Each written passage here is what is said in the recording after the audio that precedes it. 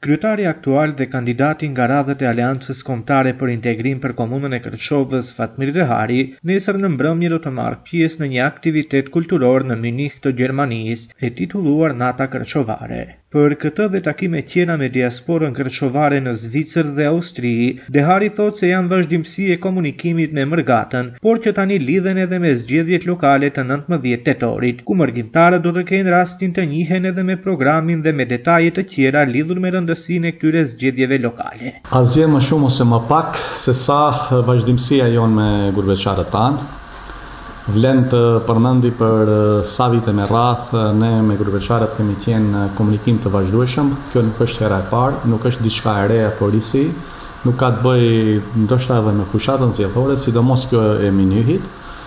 me që shoqata kërçovare atje në Munich organizon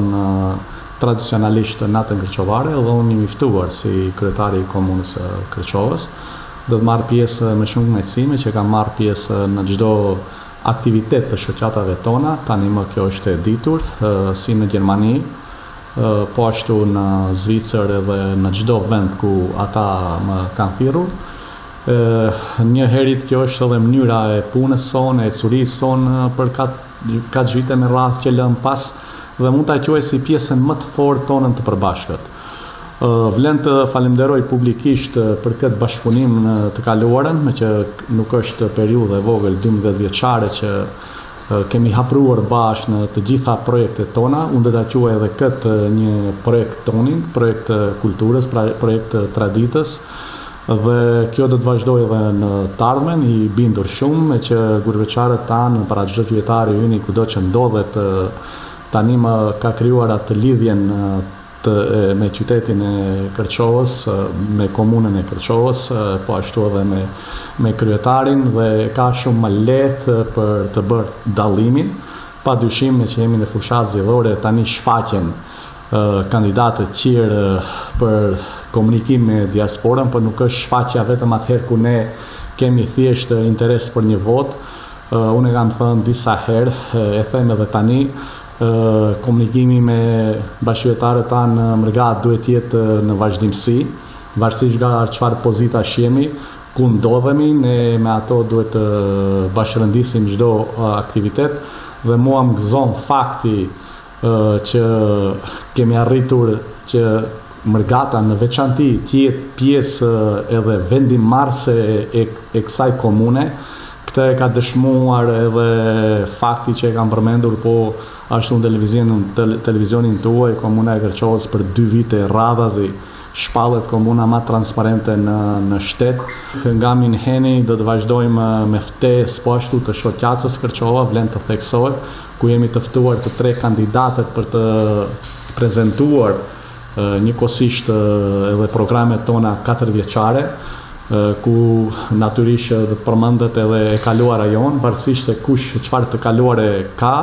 në bashkëveprim dhe bashkërëndim me Mërgatën tonë, po mbi të gjitha edhe për transparencën tonë,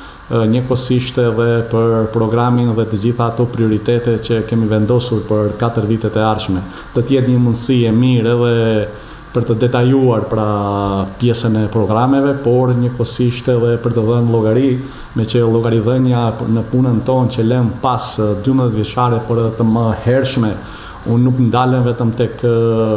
mandatet e komunës Kërçovës, por kthehem edhe më herët bashkëtarët tanë kanë qenë mbështetësit më të mëdhenj të luftrave tona shërimtare, kanë qenë mbështetësit më të mëdhenj të ushtrisë shërimtare kombëtare,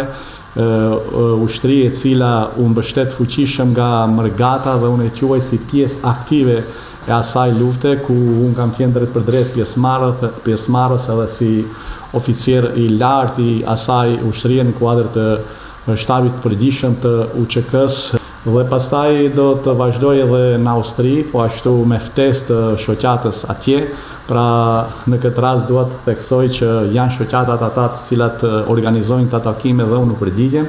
dhe asesi nuk janë presionet nga ana ime apo komunikimet ndryshme nga ana ime. Thjesht kjo është natyrshmëria, ajo lidhja e vendosur e funksionimit të komunës Kërçovës, funksionimit të kryetarit me mërgatën tonë, pra është një kulturë që kemi ndërtuar ne së bashku